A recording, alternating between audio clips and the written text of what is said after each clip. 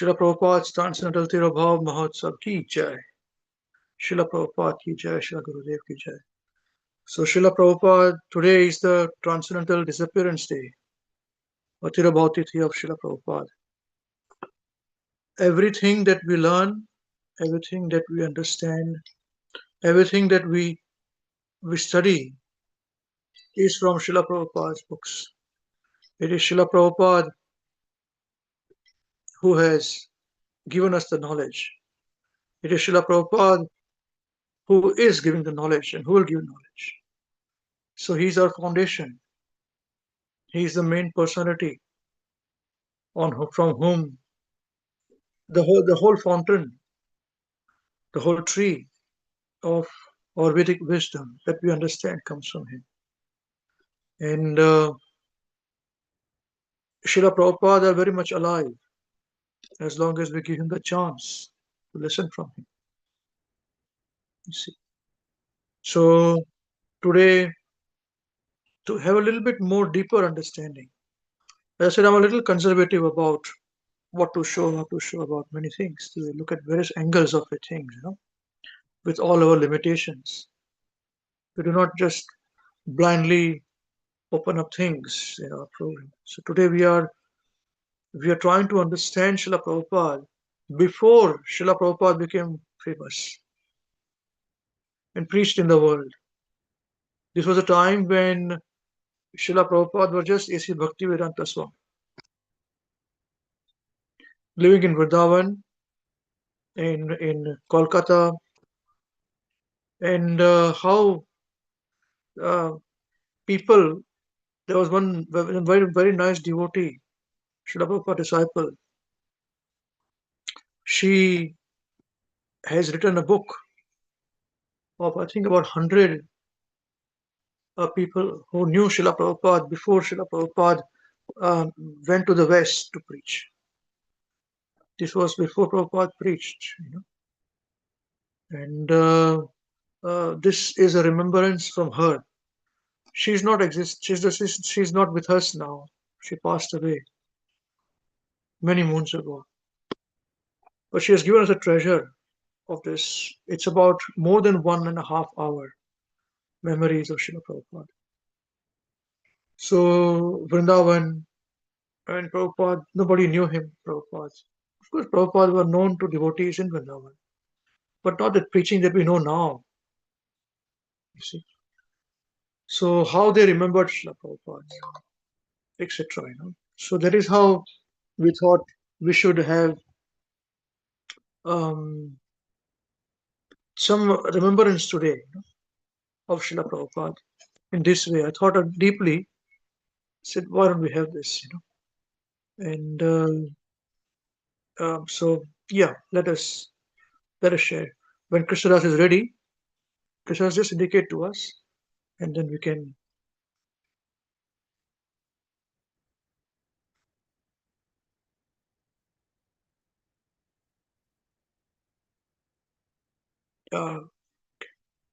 So we have made you co-host. Is this correct?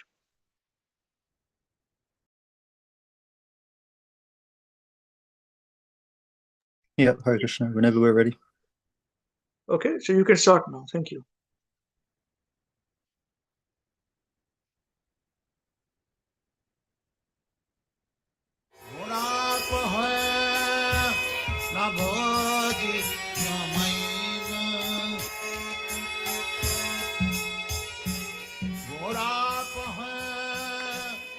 Well, I had already been primed by Vishnu Jan Maharaj, and a few other devotees had preached to me really beautifully, and so I kind of knew already I was going to join, but I had only been there 2 days. And then Srila Prabhupada arrived, and it was just splendor on all levels. When I saw him, I just cried. And is this the one which she speaks about, the old one? Hare Krishna, sorry. Sorry, devotees. He was my spiritual master.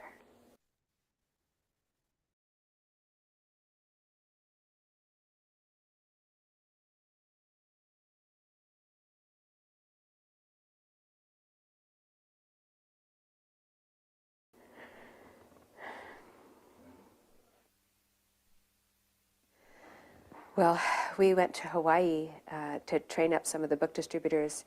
At that time, we had figured out how to sell books in many, many languages and international people. And so it was very exciting because we were able to distribute books to countries that nobody could go to. And Srila Prabhupada heard about this and he was excited about it. And while I was in Hawaii, I used to go to the airport every day wearing a sari and tilak. And one day I was coming home from the airport and I was walking across the lawn and Prabhupada was up on the balcony of his room and he saw me. And so then he called over Upendra, who was acting as his servant at that time. And he said, so she is coming from preaching? And he said, yes, Prabhupada, I think she's coming. Prabhupada said, I would like to speak with her. Would she like to come up? So Upendra, who was my friend, he ran down the stairs and he goes, well, Prabhupada's asking if you'd like to talk to him in his room right now. Well, my hair was standing in all directions. I had had a long day at the airport. And I was very nervous, but I went up the stairs and I didn't know what to expect. And Prabhupada was sitting there alone in his room at that desk that's still there now. And first I paid my obeisances and I sat kind of near the back and Prabhupada kept motioning for me to come closer and closer. And so finally I was scooted up quite close to where he was, just next to his desk on the floor. And Prabhupada said, so, tell me about the preaching. Tell me about Sankirtan. How is it going?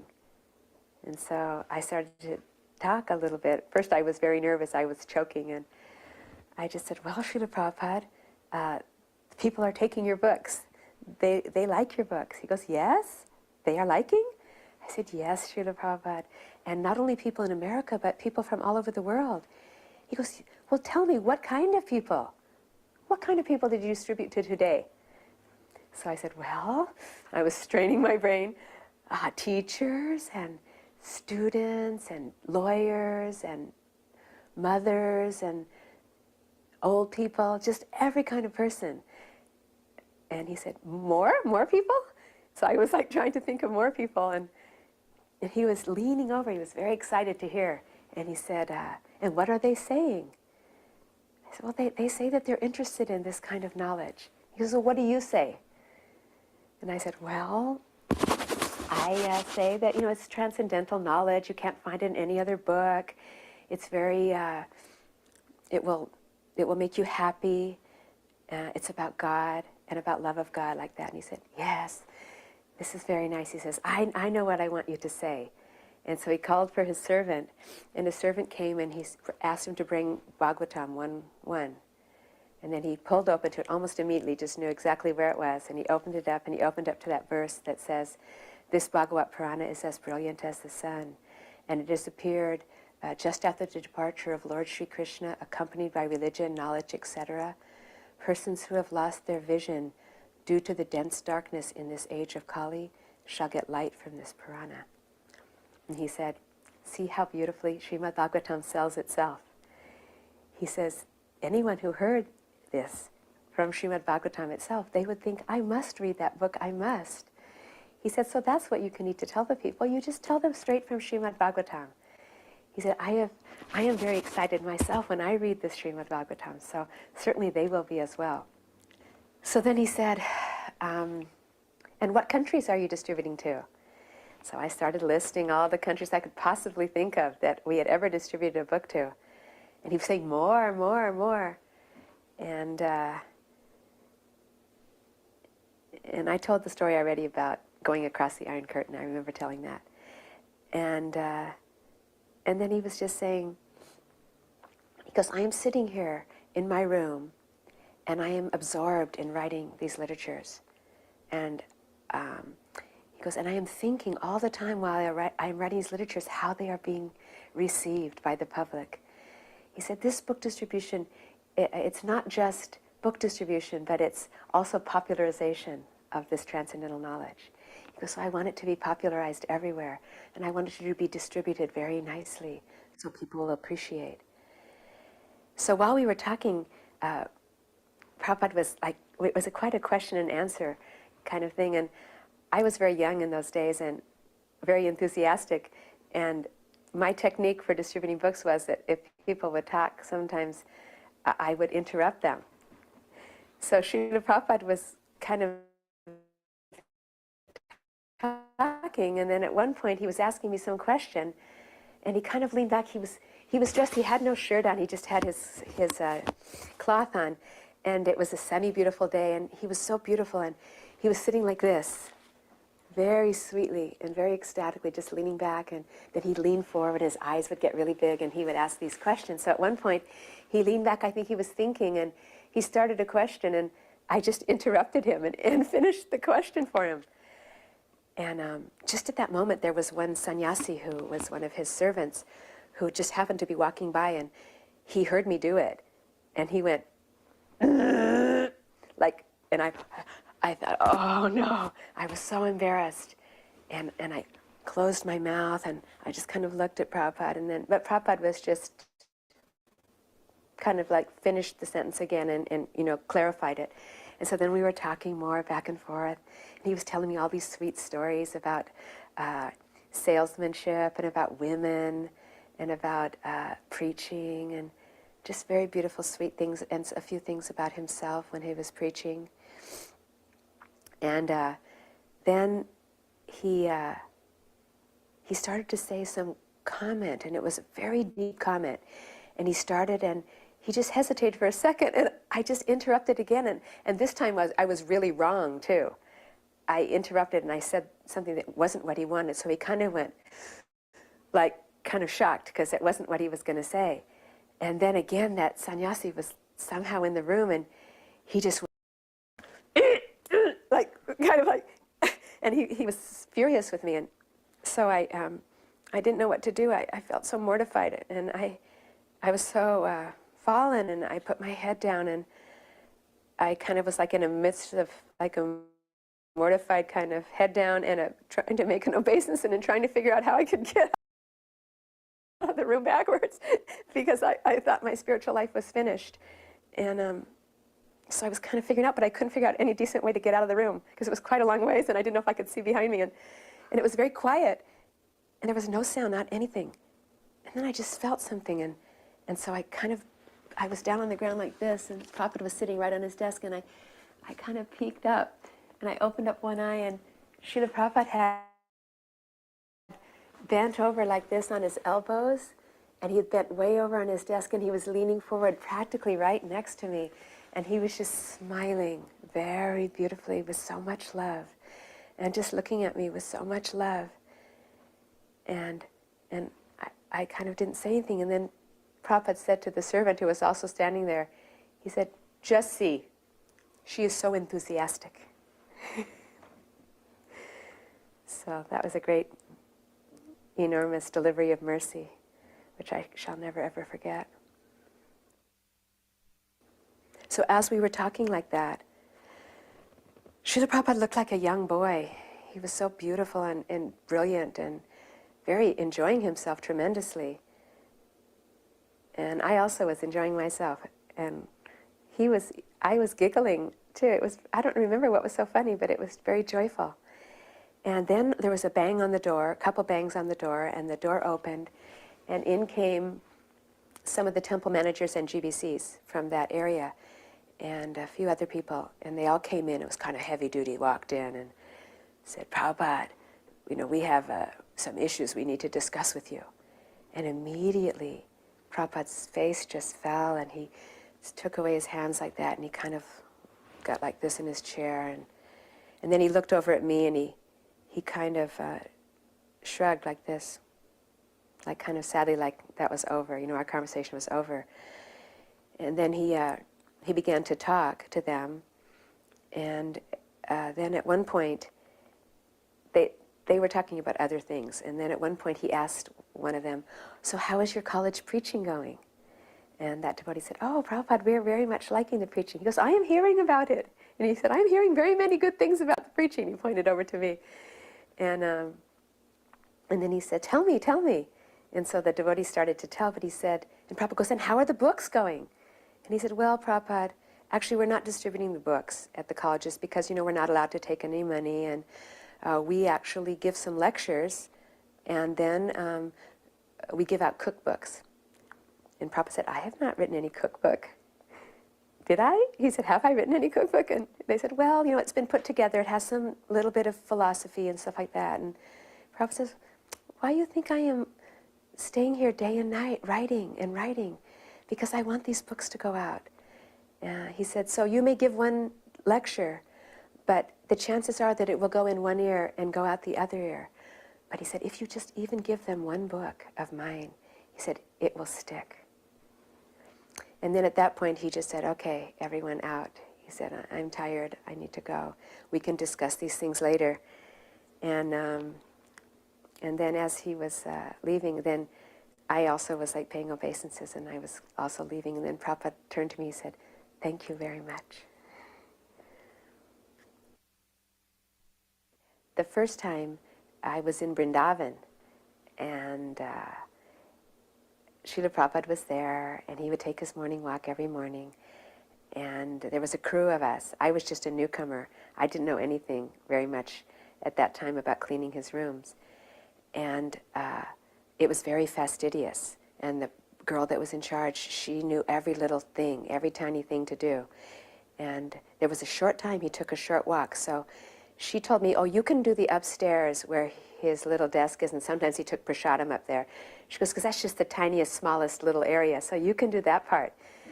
And I was nervous, but she said, all you have to do is the desk. You don't even have to do the floor. Someone else will come do that. You just do the desk, and remember to put everything back the exact way you saw it, and clean it perfectly. So I got up there, and I started getting a little bit nervous, because it was like a math problem or something, and I was so nervous I couldn't quite remember where everything went. I took it up, and then by the time it was time to put it down, I couldn't quite remember where it was supposed to go, but I was doing my best, and I was dusting everything, and I was starting to sweat, getting more and more nervous, and there was quite a lot of things on that desk, and I was doing as good as I could, as well as I could. And then at one moment, she said, oh, time, Prabhupada's coming, everyone down. So I had a terrible feeling, like I hadn't really had even a good look at what I had done or not done. And I felt incomplete, but anyway, I had no choice. I ran down the stairs, and then I was standing by the side of his room as he went into his room. And I noticed with a terrible sense of shock that he didn't go to any of his downstairs rooms. He went straight upstairs. And then I looked up there, and I could see him going and sitting down at his desk. And within 1 minute, there was this loud, Haribol! Who has cleaned this room? And so Daivi Shakti ran up there, and then she came back down, and she said, Mula, you really messed up. And I was like, I know, what did I do? And she said, well, Prabhupada noticed immediately that you had put his glass of water in not quite in the exact place, and the little tiny silver cup top that goes on top of his water, you forgot to dust that. So I was amazed at Srila Prabhupada that of all the things that were done in that room, that he had that kind of ability to immediately find that. And ever since then, I've always remembered that standard of cleanliness. And whenever I think I'm cleaning for Srila Prabhupada or for the deities, I remember that, and I know that he's looking, and he can see every little thing that might be missed. We didn't so often get invited into Srila Prabhupada's garden for the afternoon darshans, but somehow one time we made some record amount of book distribution, and as a reward we got to go to Prabhupada's garden. So I was sitting there, just a few devotees there. It was a beautiful afternoon, and Prabhupada was very regal, sitting on his dais there. And again, it was an Indian gentleman who walked in at one point, and he was this tall man, and he had a dhoti on, like an orange dhoti, and some kind of a Ivy League shirt with a jacket on, like he was a professor or something like that. And when he began to speak, he spoke like that, like he'd been in the West for a while, and he was trying to integrate whatever little, bit of Krishna consciousness he had brought back from India. But he was respectful to Srila Prabhupada, and Srila Prabhupada was very affectionate to him. And he sat him down right beside him, and he began, in a very masterful way, to discuss with him just very light and sweet things like the weather and, the garden, and just very nice things. And the man was feeling excited. He was kind of talking and saying affectionate things to Srila Prabhupada. And then at one point, Srila Prabhupada said something confronting on one of the things that he had said. He had just said some kind of impersonal thing, and and Prabhupada caught him on it. And I can't remember what it was exactly, something about Krishna being a person. And the man, he kind of was balking at that. And then Prabhupada started to get a little heavier about him. He goes, you don't know that Krishna's a person, the Supreme Personality? This is all Krishna's. None of it is yours.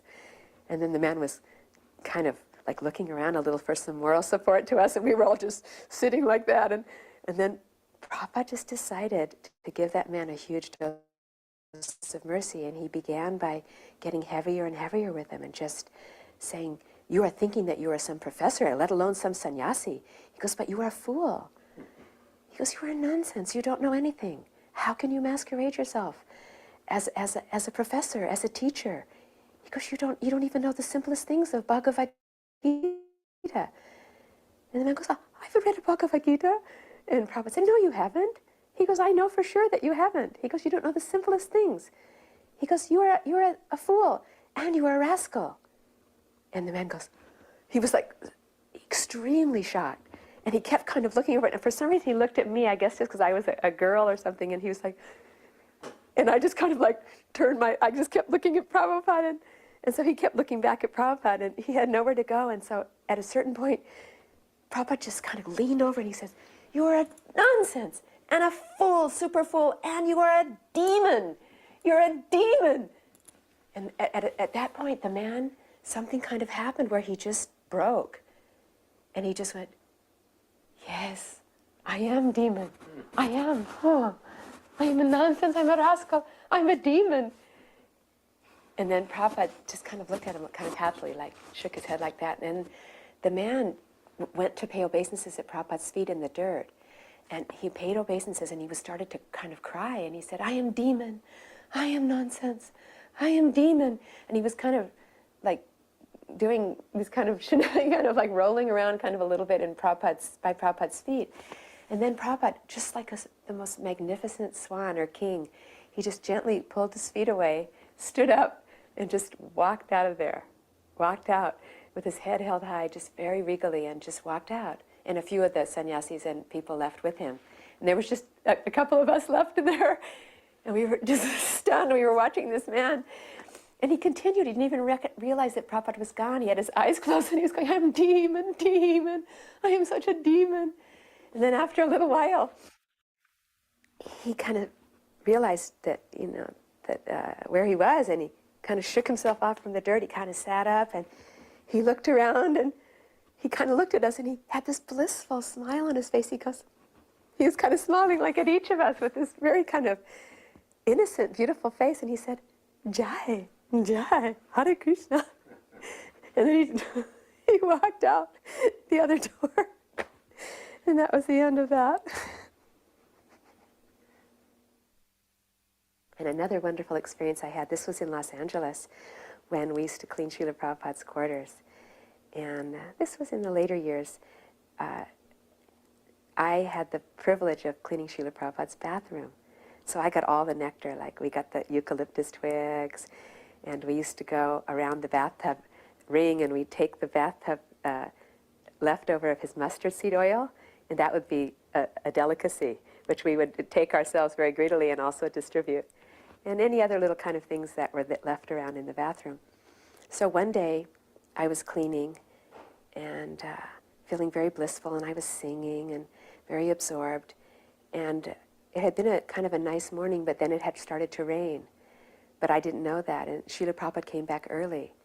And everybody else seemed to have somehow gotten down those stairs, but I didn't get to go down the stairs. And that was only one way down out of Prabhupada's room were those stairs. So I was just finishing up the floor of his bathroom, and I realized that I was stuck. And I didn't know where to hide because I was right on that little landing there. So I kind of squeezed myself into the corner, and I kind of put my head down. And Prabhupada came up the stairs very vigorously. And he was talking to one gentleman. And it was some Indian gentleman, I don't know. I don't recall anything about him. He was just, maybe he had been on the morning walk. And they were discussing, and at one point, Prabhupada was asking him some questions about Krishna. And I think the man had said something about the sunrise being very beautiful. And then Prabhupada said, yes, it is somewhat beautiful. He goes, but it is Krishna's sunrise. He said, and Krishna is so beautiful. Krishna is so beautiful.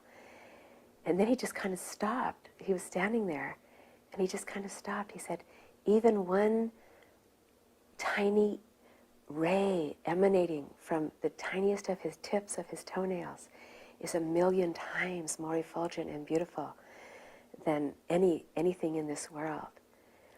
And then he was so full of that vision. It was just sitting there in the room. It was very intense.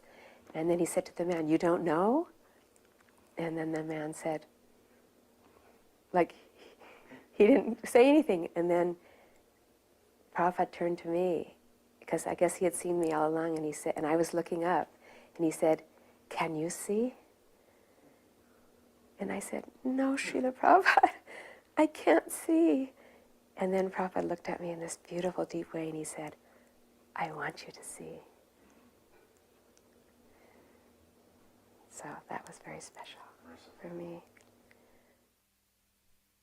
I was in Mayapur, and one day this gentleman, this old Vaishnava, I don't know that he must have been a Gaudiya Vaishnava. Anyway, he came to the Pujari room. He was looking for someone to talk to, and he was holding this Back to Godhead magazine. And he said, is anyone here who is disciple of Bhaktivedanta Swami Maharaj? And a few of us said, we are. He said, oh, I have to tell something really special. And he was very excited. He said, I have been the pujari at Advaita Acharya's house in Shantipur. You know that beautiful house where it's like a temple there now. He said, and for many years I served there in very humble capacity of doing the artiks and taking a little bit care of guests. And he said that many years ago, when I was young, I used to notice that there was this one Grihasta gentleman that would come, and he would sit in the back of the hall, and in a very sober and quiet way, he had his japa beads, and he would chant japa, and I would notice that he would weep, that he would be weeping, very much weeping. He said, so because of that, I didn't want to disturb him, but I would notice him, and whenever he would come, I would be so happy to see him. My heart would fill with joy. And I would always try and give him some Mahaprasadam or some little thing, but I never asked who he was or anything like that. He said he always moved with great determination. And he was came in a very determined way, and he left in a very determined way. Sometimes he would stay almost all afternoon and just chant. And he said, and then after some time, I noticed that he didn't come anymore. He said, I looked for him, but he didn't come. And then he said, after a few years, one day I was doing my seva, and I noticed there was someone sitting in the exact place where he used to sit in the back, who was chanting like him, but he was wearing saffron robes. And he said, I looked quite closely, and I recognized that it was my old friend, the man that I had always watched. And he was chanting in that same way, but even more deeply, and weeping, so much bitterly weeping. He said he was weeping so much that he himself was weeping.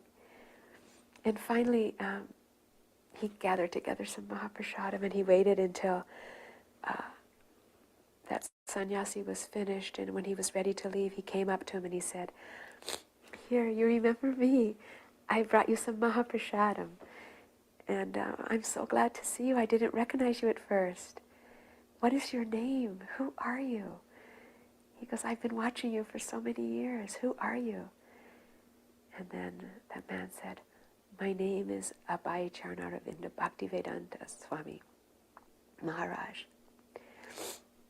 And I am a humble and very fallen disciple of my most glorious Gurudev, Srila Bhaktisiddhanta Saraswati Thakur Prabhupada. He said, and the reason that I've been coming here for so many years is because this is the place where Chaitanya Mahaprabhu and Nityananda Prabhu and Advaita Prabhu used to gather to plan the whole worldwide movement of this Sankirtan mission. They would come here together. This is such a holy place. He goes, so I have been coming here and I've been praying at the dust of this place and at the dust of their feet for their mercy. He said, because many years ago, my Gurudev gave me an impossible mission. He ordered me to go across the ocean and somehow plant this Krishna consciousness, this pure Vaishnava Krishna consciousness on that foreign soil. Because I am not knowing how to go. And I am coming here and I am praying for them to give me guidance and inspiration. He said, and I'm feeling great mercy. He said, but tomorrow I am actually leaving. I am leaving Bharatvarsha. I am going on a ship. I don't know even which direction it's traveling. I'm going. I have no place to turn. I don't know what will happen except that my Gurudev has given me this order, and the personalities of this place have given me their mercy. He said, would you also bestow upon me your mercy? And so that devotee said, he said, oh, of course you have any mercy that I have to give. He said, I pray that you will be successful. And then Prabhupada said, may we meet again. And then Prabhupada took whatever little bag he had and he walked away. And so we know from history that that was when Prabhupada had come to leave, and he had come and made one visit to Mayapur and had come there also. And then the next day he left on the ship. Then that man told us, he said, so I never thought again. I wasn't thinking. I saw so many people, but often I would remember him and wonder how had he done, what had happened to him. He said, and then I started noticing a very strange occurrence, which was these white Vaishnavas started coming to our little temple. He said, but I was shy of them. I didn't know what to say. I didn't speak any English. He said, so I didn't speak to them. I didn't even know where they were coming from or how they had possibly become devotees. But then he said, one day, one of them came and gave him one of these Back to Godhead magazines. And so he took it and he opened it up, and it was one of those ones where they had serialized Prabhupada's life. And there was this picture of Srila Prabhupada as a grihasta when he lived in Calcutta. And he said, and I see that that is him, and now I am looking here and I'm seeing that the Acharya, that is also him. He goes, he has done it, my friend. He goes, he actually did. He goes, I am so happy, and I just wanted everyone to know about your Gurudev and his glories.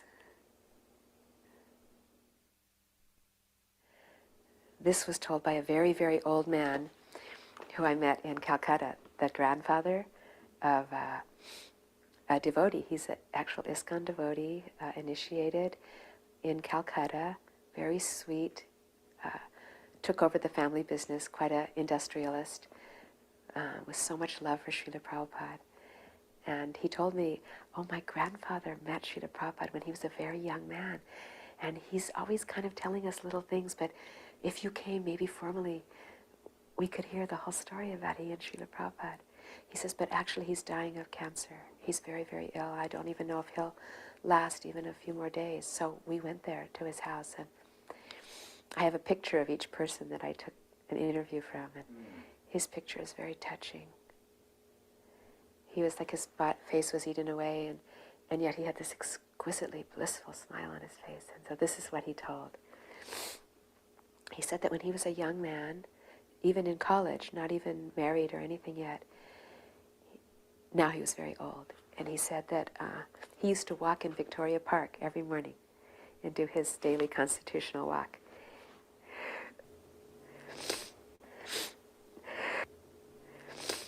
And he said that he noticed after a while that there was another gentleman, a grihasta gentleman, who was very beautiful and had this quite a nice chadar and wore chappals and very aristocratic, kind of old-fashioned style, Vaishnava. And he used to be walking kind of on the same route as him. So he somehow made friends with him. And they used to take their walks together for some period of some months.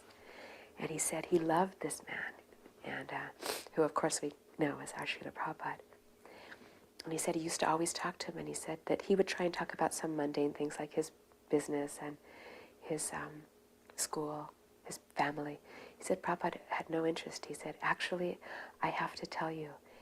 He said, I was born also in a very aristocratic Bengali family, but Krishna has been very kind to me, and somehow or other he has arranged that I would meet my eternal Gurudev. He goes, I have not taken initiation yet. He goes, but I have met him, and not only have I met him and have I given my heart to him, but also he has given me a very, very amazing and difficult order that I should go to the West and spread Krishna consciousness. He said, so now I can never be the same. He said, my life is completely changed. He said, I have wife and I have plans for family and home. And he says, now I am his servant, his eternal servant. I can't do anything else. And then when they used to walk, at times Prabhupada would preach to him from the Gita and from the Srimad Bhagavatam. And he said he didn't have so much of a mind to hear it, but he just remembered one special thing that Srila Prabhupada said. He said he was always glorifying his Gurudev, and many times weeping when he would discuss about how much he loved him and how much he had changed his life in one conversation, and how he was practicing deeply already that Krishna consciousness that his Gurudev had ordered, and preparing himself, and already beginning to write in English. And so he just said that, he didn't have such mind. He goes, I was Arya Samajam. I was not from pure Vaishnava family. He goes, but I remember one time he told me this quote, and he used to quote it quite often, about how Krishna was just like the sun. And wherever there was any darkness or any fear or anything that wasn't beautiful and pure, then Krishna, the light of Krishna, could change that immediately if one could remember like that. He said he would always remind me. He goes, but I didn't practice so much. He said, but now, here I am. He goes, and for some period of time, I've been suffering terribly because this body is dying. He said, and what amazing thing has been happening to me. And I was telling my grandson, you please bring that person to come and I want to tell about this. He said, is that as I'm lying here and my doctor would say that I should be in excruciating pain, he said, what I'm seeing is the face of that Srila Prabhupada. He said, I never got to see him again. He goes, I heard what he had done in America and also in India, and I tried to go once to Mayapur, but he was out of station. He goes, I never saw him again. He said, but what I remember, his beautiful face and the way he preached with so much love and the potency of Krishna coming through him. He goes, now that is coming into my heart day and night. He goes, I'm seeing his face. And I am remembering what he said about no fear and no suffering. He goes, and I'm feeling very, very blissful. And I'm feeling very, very fortunate that he was my friend. That he was a friend to me. So this was told to us by an old gentleman, Vaishnav, who lives just a couple of doors down from Radha Damodar in one of those houses that front on the back there. They kind of close in on the back of Rupa Goswami's Samadhi area. His name is Hridayananda Das Babaji. And we found him because the devotee who takes care of Srila Prabhupada's rooms, I asked him to keep an eye out, and he said this old man used to come all the time and cry in front of Prabhupada's murti there. And so we followed him home, and we found out, so we asked him, in his little room. His room was just completely cluttered and full of, books, Krishna conscious books. And when we asked him if he had any memories that he could tell us about Srila Prabhupada, he immediately began to weep, just like a baby, just weeping. And then he said, he goes, I've lived in Vrindavan. He says, I'm like 89 years old or something. I've lived in Vrindavan my whole life, and never, ever in my whole years that I've lived here have I seen anyone do sadhana like him. He said, and when I found out that Nityananda Prabhu had chosen him to go and break open the storehouse of love of God in the world, he goes, I wasn't at all surprised. So we said, well, what were those memories? What do you remember? He had a few memories, and the first one was, he said he used to live in that room, and he always lived in that same room. He never moved from that room. And he said he knew that Srila Prabhupada lived nearby him, and he always saw him going in and out of Radha Damodar and saw him going on parikrama around Vrindavan, but he was very grave. Prabhupada was very grave, he said, and very not social, just very walking and chanting. And he said even when he used to go to Radha Damodar sometimes to do parikrama, Srila Prabhupada would be either on the veranda there or in his rooms, just writing and chanting, and he never wanted to disturb him. So he knew who he was, but did never spoken with him or anything. And he noticed that some evenings in the middle of the night, not evening, but in the middle of the night, he would hear this voice coming from the courtyard of Rupa Goswami's Samadhi. And it would be like a crying voice, calling out, kind of, in this very pathetic tone. And it would go for quite a while in the night. But he said he was usually sleeping and he didn't go to investigate what it was. And he heard it quite regularly. And then he said one night he heard that again, and it was a full moon, and he wasn't that sleepy, and he decided to go up the stairs and go up to the roof. And so he was standing on the roof in the middle of the night, and he was looking down into the courtyard. And what he saw by Rupa Goswami's Bhajan Kutir and Samadhi was, he saw our Srila Prabhupada, and he was bending down in front of the Samadhi, and he had a broom, like a broom made out of straw. And he was sweeping there in that courtyard, and as he was sweeping, he was crying, and he was calling out, "Hey Gurudev, hey Gurudev, give me your mercy, give me your mercy.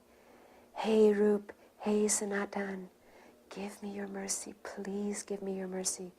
Without your mercy, how can I do what you have asked me to do?" And he said then he realized that all those times that he had heard that in the middle of the night, that was our Srila Prabhupada performing one aspect of his sadhana there, in that very special place for him. And then he told another very sweet story. He said that then after that he became attracted to Srila Prabhupada, and he used to come over sometimes and try and figure out ways of getting to listen to him telling nectar and Harikatha. He said Prabhupada would sit out there with some very senior and elder kind of Vaishnavas and Brijbasis, and they would discuss Krishna consciousness. But it wasn't just that anyone could come, so he would kind of sneak around and try and listen. And Prabhupada noticed that he was sincere, but he used to try and do service for Srila Prabhupada, but he said Srila Prabhupada wouldn't take any service from anyone. Like he would say, "Oh, please let me just do this, let me take out your trash, let me do this," and Prabhupada wouldn't, no need. And but he said one day Srila Prabhupada used to go every day out in the afternoon to the Yamuna. And he said that one day when just as he was leaving, he said, "Oh, Prabhupada, could I just clean up your room a little bit?" And so Srila Prabhupada said, all right, I'll be back shortly." And so he left, and so when he was gone, then this man, he started like cleaning and sweeping the room, and he was getting very enthusiastic. And then he looked up at the ceiling and he saw that there was these cobwebs there. And so he said, "I'm going to clean the cobwebs as well." So he started sweeping the cobwebs, and he was very enthusiastic, thinking that this room will never be like this, is so nice and clean. And then when he was finished, he realized that Srila Prabhupada was coming back any moment.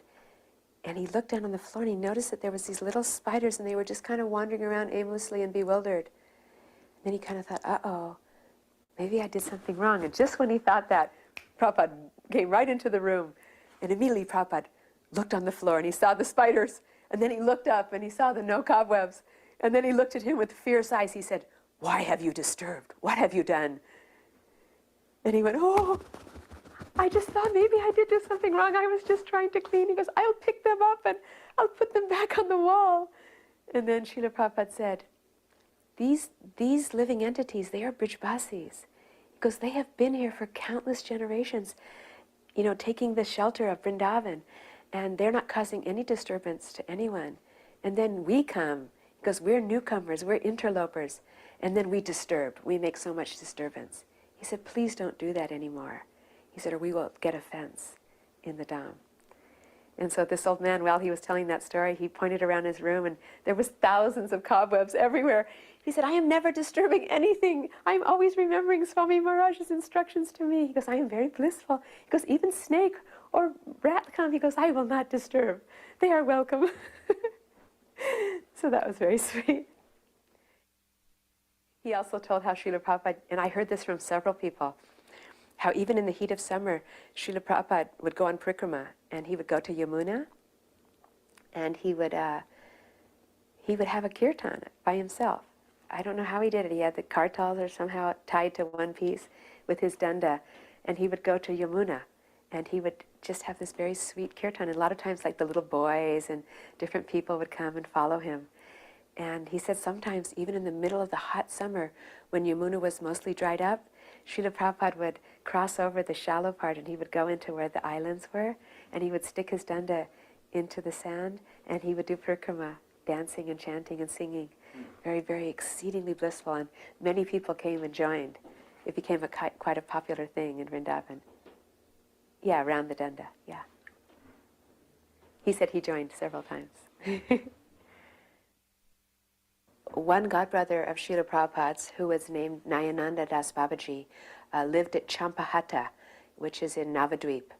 And there's a beautiful Gaur Gadadhar temple there. And it's the place where Srila Bhaktisiddhanta Saraswati used to camp on their Gauramandala Parikrama. And so he told some very beautiful memories about Srila Prabhupada, which I'll recall. He said when he was a young brahmachari, Srila Prabhupada was a grihasta in Calcutta, and Srila Prabhupada had a house there, which we know of at Sitakanta Banerjee Lane. And he said that Srila Prabhupada was so humble and so generous and hospitable that whenever there were any brahmacharis from any other godbrothers or any mats or anyone who was preaching in Calcutta from the Dham, Prabhupada had an open door policy that anybody could come to his house, and he had the door open, he didn't lock it. And they would just come knocking on the door, and Prabhupada would, if he was in his room, he would give them his room. And then he would go into the living room and he would take rest. And when they woke up in the morning, he had already done all the seva and everything for his pictures and his, I think he had little deities.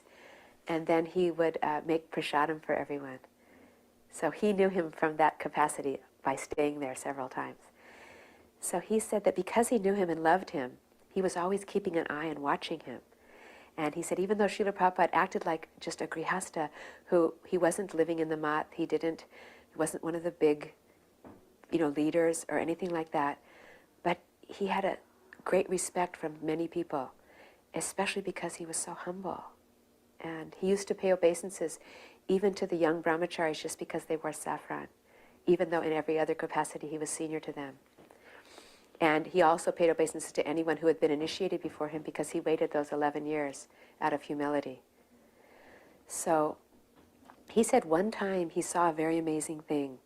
It was one year when they were at Gauramandala Parikrama, and he said that he was visiting there, his Gurudev, and Srila Bhaktisiddhanta Saraswati, that balcony that he had where he used to pace back and forth, Prabhupada told us, and plan out how to, the Krishna consciousness movement, and like a warrior king. And he said so he had been out there having a darshan with all the big sannyasis, and brahmacharis were there, and he was also there. And he said that just then he finished the darshan and he went into his room and closed the door. And everyone was still sitting out there. And he said just at that moment he noticed this very quiet grihasta coming from, the front gates and coming up, walking up towards where, in the back where the house was, and kind of looking around, and he was carrying a suitcase. Probably had just come off the train, he said. And he recognized that it was his friend, Abhay Charanaravinda Babu, they used to call him Prabhu. And he saw him, and he was kind of looking around, and then he started to very quietly walk up the stairs. But then he saw that actually his Gurudev wasn't there, and that the darshan was over, and someone said, darshan is over. And so in a very kind of, again, non-invasive way, he just turned around and started, he went like this, gave respects to everyone, and he started walking back down the stairs. And he walked down the stairs, and he was just walking out towards the main temple. And just at that moment, the doors flung open, and Srila Bhaktisiddhanta Saraswati Thakur Prabhupada was standing there. And he looked over, and he saw our Srila Prabhupada walking. And then he said, "Oh, come," like that. And everyone was kind of looking, what? And Prabhupada himself even looked. And then he saw that his Gurudev was calling him. So he came and he started walking back up the stairs. And all the sannyasis were crowded around the door. They thought maybe it was more of a darshan. But Srila Bhaktisiddhanta Saraswati went like this. And he kind of made a path between them all. And he called for Srila Prabhupada to come there. And then he brought him into his room and he closed the door. And Nayananda Das Babaji, who at that time was a brahmachari, said that everyone was very amazed. Even he himself was amazed, but especially the sannyasis who were saying, "Well, who is he? Why is Gurudev letting him come like that? We haven't seen like that. And we want to go in the room too." And there was a little bit of muttering. But he said he noticed, and he was watching on his clock, on his watch, that he was in there for quite a period of time. Very quiet. No one said anything. And then, just after that, the door opened, and he came out. Our Srila Prabhupada came out. In a very sweet way, he paid respects to each person, like by looking them in the eye and paying respect, looked him in the eye, and then he took his suitcase, and he just quietly walked back down the stairs. Because he had seen that, then he knew that there was something special going on, so he was always keeping his eye on Srila Prabhupada. So he said that this was the last year of the parikrama, the last year that Srila Bhaktisiddhanta Saraswati conducted that before he left this world. And it was the last evening, and somehow that morning, we think it was Ban Maharaj, who had come back from England. And he had come on a boat, and then he had entered in and come to Navadvip and apparently met with Srila Bhaktisiddhanta Saraswati Thakur. So everyone knew about it, and everybody was kind of interested in what had happened, because in those days the communications weren't so good. And so this devotee noticed that that evening when their Guru Maharaj was going to give the lecture, there was thousands and thousands of people at Champahata. They were all, first of all, there was tents everywhere. And then all the devotees and all the pilgrims were crowded close in to hear, under this big pandal, to hear the last lecture of that parikrama. And Srila Bhaktisiddhanta Saraswati stood up there on the podium in a very beautiful way, and he began to speak. This is from the memory of Nayananda Das Babaji. He began to speak about how much it was his deep and sincere desire that this Krishna consciousness would go across the ocean, and that it would go to the West, and it would save the world. And he began by speaking about his guru, his father, Srila Bhaktivinoda Thakur. And he began saying how he had had this vision, and how he had always told him about this vision in very clear terms, and had imposed upon him that this vision, you may have to, take on this vision. If not, I'm trying, I'm sending my books, I'm doing, but this will definitely come to pass. But, you must make it part of your sincerest service. And then he told how he had tried to do that so far, and he had sent out some disciples to London and had tried to send them with Lakshmi, and that Lakshmi had come from the blood of the Gaudiya Math, from the brahmacharis who had gone out with for paisas collecting. And somehow or other, still after several attempts, it was not successful. And then he told about his mother, Bhagavati Devi, and he said, when my mother was leaving from this world, she called me to her bedside, and she gave me one order upon my head. She said, your father, he wanted very much that this Krishna consciousness would be exploding everywhere in the Western countries, that it would become so much popular in every town and village. He wanted this, and it hasn't yet come to pass, so you do it. So then he spoke out to his audience of disciples and followers, and he said, so I am beseeching you. This is the order upon my head. He said, and I'm asking each and every one of you to also make it your service as well. But then he did something very amazing. He started to scan the audience. And Nayananda Das Babaji said that he was like very far on this side of the audience, but he noticed that behind him was our Srila Prabhupada, who was then still a Grihasta. And he noticed it because he had waved to him and everything. And he was behind him, though, and to the side. So he said that Srila Bhaktisiddhanta Saraswati Prabhupada started like just looking in the audience very deeply like this. And then when he got over to that side, he stopped. And almost like a radar, he just started staring. And at first, Nayananda Das Babaji thought he was looking at him. And so he kind of went, and then he realized, no, it wasn't me. And he looked behind him and he saw. And he said he thinks he was maybe the only person that saw because he knew that personality of our Srila Prabhupada. He said he saw that Srila Bhaktisiddhanta Saraswati's vision, his eyes, were locked with our Srila Prabhupada's in a very deep, deep glance with each other. He said it was so deep you could almost cut it. And then he said that Srila Bhaktisiddhanta Saraswati Prabhupada then turned and he looked back into the center and he said the whole front was filled with saffron and all the sannyasis and all the great preachers and everything. And he said, but he goes, I have a prediction. He said, I want to make one prediction. He said, I predict that the next one of my disciples who travels across the ocean, however long in the future that may take, that disciple, he'll bring back the whole world. He heard someone calling out his name, Abhay Charnaravinda. But he was already a sannyasi, so he didn't use that name anymore. And so he was thinking, who's calling me like that in the middle of the night? So he didn't get up at first, he was just writing, and then later he kept hearing that voice, so he went out and he went into the courtyard of the deities, but he didn't. Then he heard the voice coming from by where the samadhi of Srila Bhaktisiddhanta Saraswati is. And so he paid obeisances at the different samadhis, and then he was paying obeisance at his Gurudev's samadhi, and then he had some Swarti Darshan of Srila Prabhupada, Bhaktisiddhanta, wherein Srila Prabhupada asked him, I am calling you? He goes, but why are you still here? I've asked you to go to, he goes, I've asked you to go to the West, why you haven't gone? And then Prabhupada said something like, well, I'm trying so hard to go. And then his guru said, why do you think I have named you Abhay Charnaravinda? Because you are fearless, because you have taken shelter at the lotus feet of Krishna. So don't worry. He goes, it's all been arranged, you just go.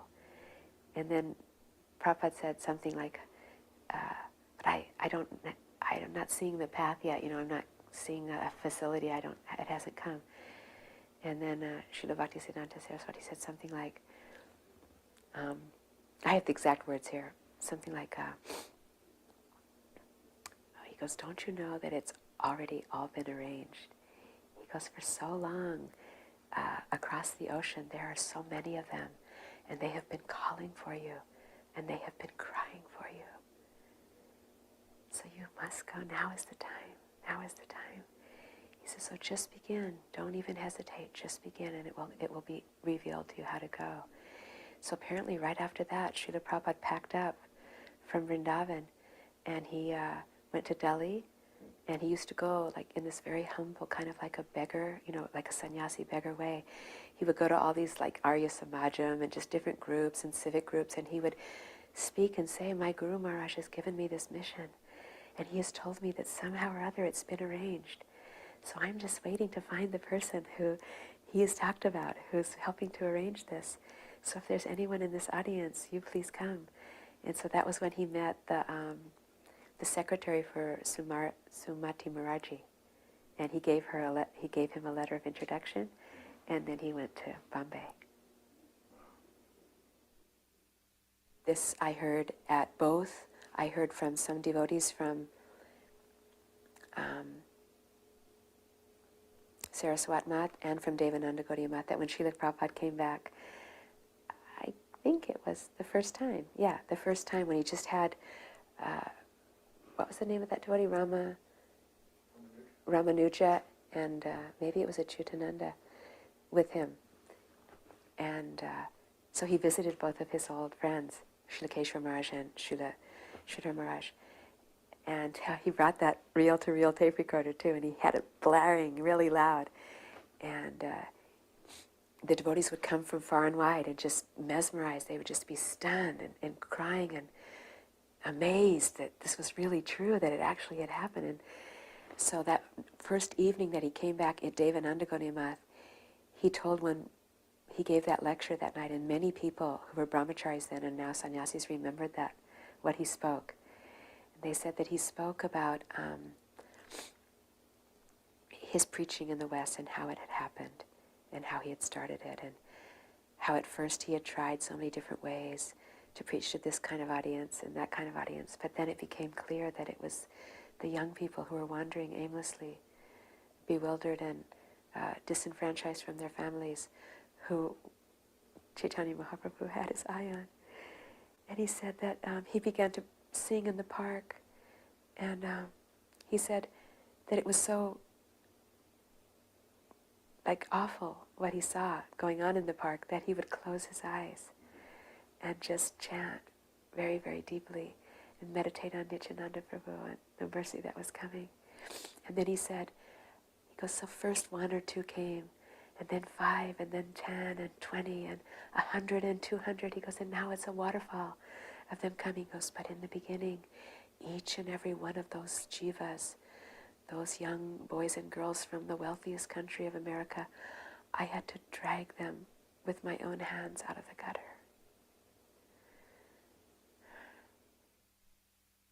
Before Srila Bhakti Kamal Madhusudan Maharaj took sannyas, his name was Narottam Das Brahmachari, and he was well known in Srila Bhakti Siddhanta Saraswati's preaching force as one of the great preachers. He was a young boy, very beautiful and very enthusiastic, and traveled all over India, used to convert whole towns and villages, to bring them to his guru. So he was well known as one of the fiery, successful preachers. So he told this memory that one time he was in Bombay and they had a little Gaudiya Math there. Actually, Srila Prabhupada helped in establishing that in some ways, along with Srila Sridhar Maharaj. And when he used to go to Bombay, he was very active in that. And so at that time, Srila Bhaktisiddhanta Saraswati Prabhupada came for a darshan, for a visit to that little temple. And they were sitting down all together like an Ishtagosi kind of thing with the godbrothers there, the disciples. And Srila Sridhar Maharaj was there, and Narottam Das Babaji Maharaj was there. Several other strong preachers. I think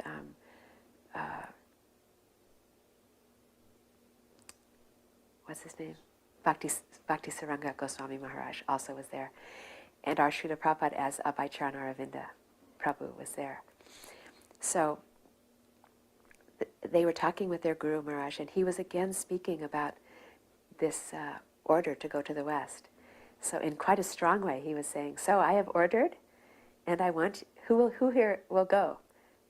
I'm wanting someone very strong preacher, one of our strong preachers to go. So he turned to Srila Sridhar Maharaj and he said, so, you are topmost, of our scholars and very senior. You can go to the West, you're qualified. And then in a very humble way, Srila Sridhar Maharaj explained, the exact words are written, but I don't have them, how his nature was not so much forward-going, but more, how did he say? Reserved. And also he couldn't so much understand the inflection of the Westerners and in their English, because they were used to very proper British English, and we were, like Americans, and so he wasn't sure he could do like that, and so he was just saying, I don't know if I can do like that. And then their Guru Maharaj turned to this Narottam Das Brahmachari, and he said, oh, so you go. He goes, you are a very active preacher. You have been so much success everywhere. I am hearing about this many people, taking Harinam, and so many people by your hand. So I want you to go. And so then Narottam Das Brahmachari, he began to, he fell down at his Gurudev's feet and he began to weep. And he said, "Oh, Gurudev, please don't ask me to go. He goes, I'm just a little boy. I'm just so young. I'm like your son. If I had to go away to the West all by myself, I would die. I would die of missing you. I don't have the strength. It's not in my capacity to do it." He said, and then Gurudev was kind of like rubbing his head, and he said, oh, don't think like that. Don't worry. He said, no, please. He goes, and if you give me that order and I fail, then I will fall down forever. I couldn't please you. He goes, but here I know I can please you. But there I don't think. And he was weeping like a little baby. He was telling his disciple. And so then Srila Bhaktisiddhanta Saraswati was embracing him with love. And then he said, he looked up and then he looked over at across the table where our Srila Prabhupada was sitting, and he said, anyway, no worry. No one need to worry. He goes, Abhay Babu, he will do it. So that devotee remembered that very deeply, and he said he never forgot that. And so when it actually happened, he had one more realization of his Gurudev's omniscience and also of Srila Prabhupada's potency. Srila Prabhupada and Srila Bhakti Pramod Puri Maharaj weren't all very much, had service together in the early days. They were both editing different literatures of Srila Bhaktisiddhanta Saraswati Thakur, and they preached in different areas. And then after the breakup of the Gaudiya Math, Srila Puri Maharaj became like a Kinchana Babaji. And for many years he traveled with Krishnadas Babaji and around Vrindavan and just had like a pot and japa mala beads, and was very brahmachari still and very humble. But he had actually been very close to their Guru Maharaj as well as both a pujari, his personal pujari, and as a singer. He was a very beautiful kirtaniya.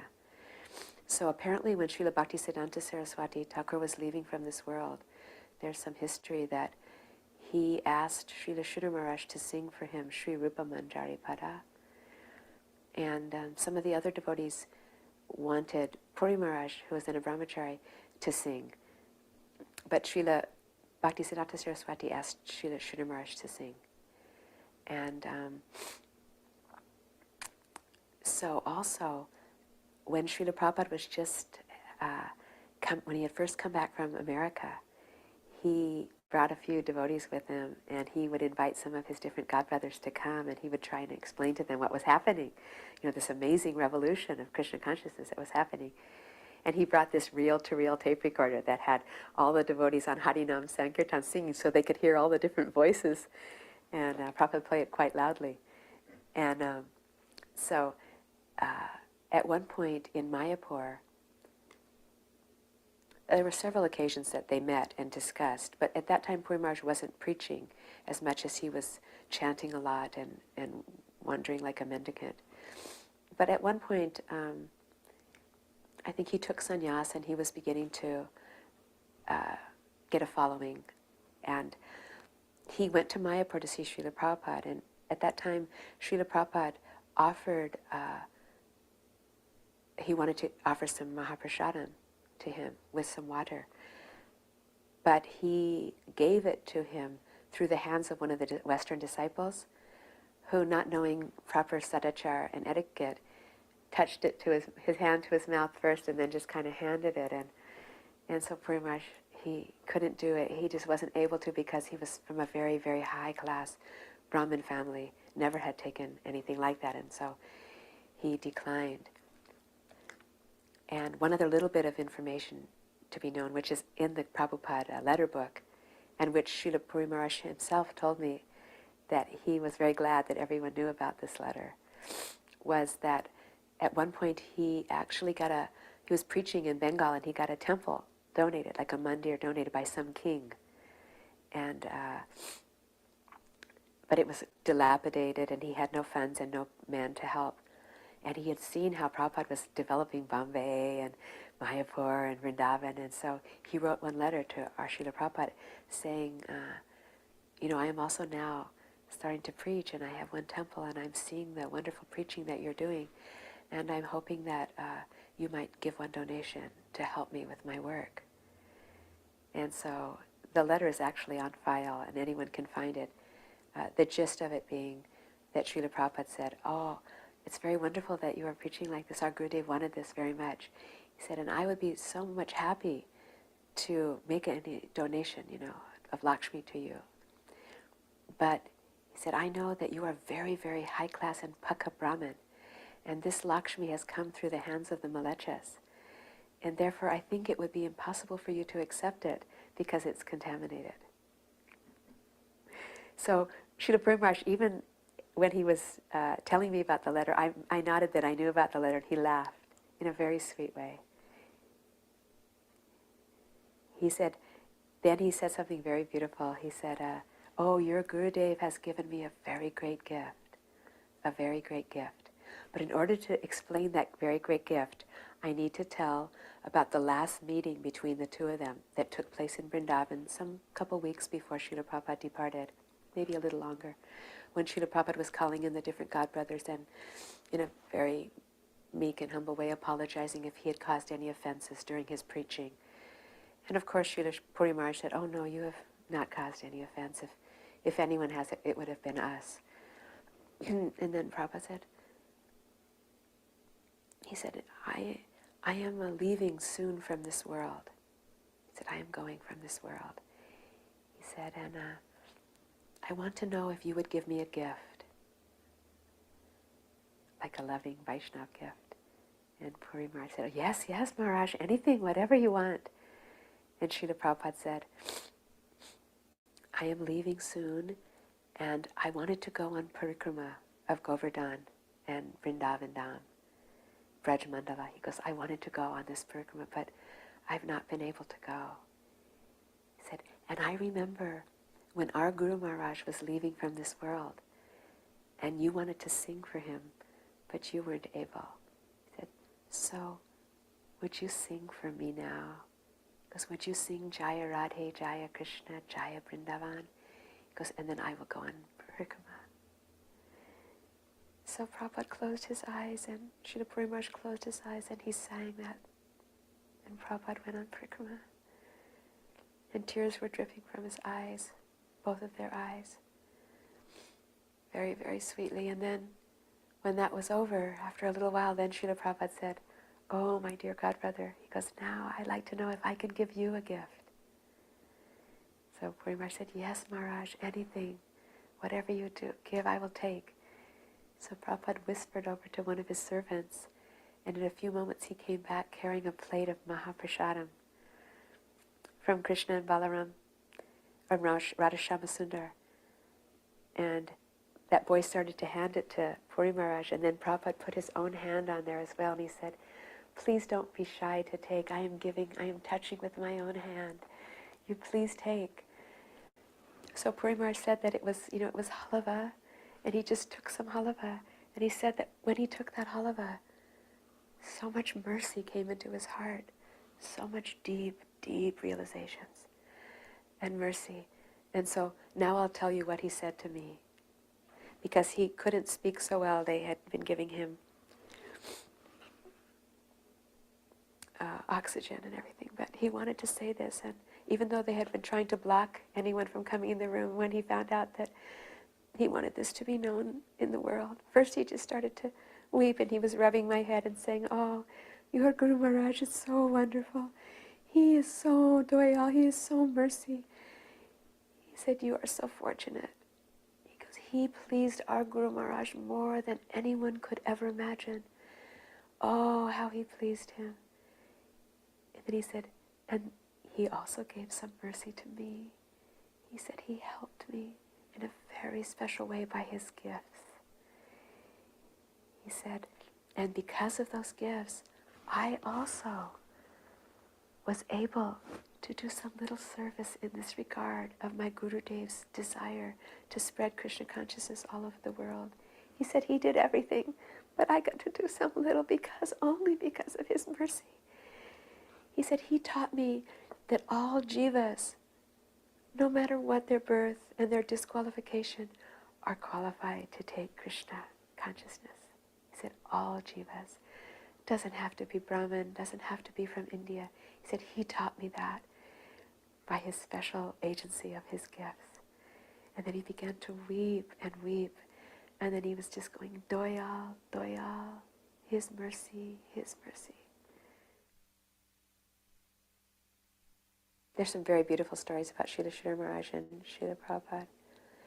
One was told to me by one servant of his, Srila Sridhar Maharaj, is that when Srila Prabhupada first came back from America, he had written one telegram to Sridhar Maharaj that he would be coming on the so-and-so day, but he didn't say when or what train. So the servant noticed that Sridhar Maharaj, all day he was highly excited and walking up and down on his balcony and waiting and looking and craning his eyes, not taking prasadam or anything, just waiting. And apparently sometime in the late afternoon, they heard a creaking at the gate, and Prabhupada came with one or two young boys with him, Westerners, carrying their luggage. They had just gotten off of one rickshaw. And they came to the gate, and Prabhupada opened the gate. And when he saw Srila Sridhar Maharaj on the balcony, because he could see, he dropped his suitcases and he began to run towards the stairway. And then Srila Sridhar Maharaj also began to run down the stairway. And then they both ran as fast as they could. And when they met in the middle somewhere, they grabbed each other, and then they started going for touching each other's feet and who could touch each other's feet. And then they were just touching each other's feet and holding each other's feet and weeping and embracing each other. So there was some beautiful friendship there. This is a memory told to me by Srila Govinda Maharaj, the Acharya after Srila Sridhar Maharaj of the Chaitanya Saraswat Math in Navadvip. And he was a young boy at that time, a student of Sanskrit. And Srila Prabhupada had that house that we talked about at Sitakanta Banerjee Lane in Calcutta. But he also had next door to that, it was like a little bit of a duplex, long buildings, narrow buildings. He had his pharmaceutical company there where he used to make up his formulas and do his business. And above that was a little two-room kind of apartment where he had given that to Srila Sridhar Maharaj as a Gaudiya Math. And whenever Srila Sridhar Maharaj came from Navadvip, they would have programs then. If Srila Prabhupada knew so many people in Calcutta, he would organize all these programs. Srila Sridhar Maharaj didn't like to come to Calcutta, but Prabhupada would often beg him, and he would say, oh, he's pulling me, I don't want to go. And Prabhupada would always plan these big programs. So Govinda Maharaj at that time was a brahmachari, wearing saffron, but he said he didn't know anything. And he was just a student.